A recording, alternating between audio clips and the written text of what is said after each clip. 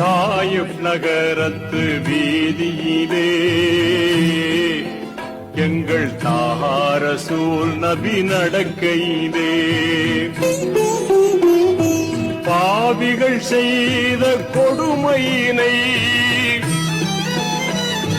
பாவிகள் செய்த கொடுமையினை எண்ணி பார்த்தால் நெஞ்சம் துடிக்குதம்மா.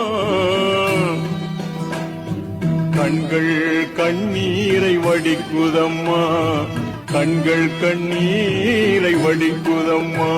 கல்லால் சில பேர் அடித்தார்கள், கடும் சொல்லால் பல பேர் வதைத்தார்கள். கல்லால் சில பேர் அடித்தார்கள், கடும் சொல்லால் பல பேர் வதைத்தார்கள்.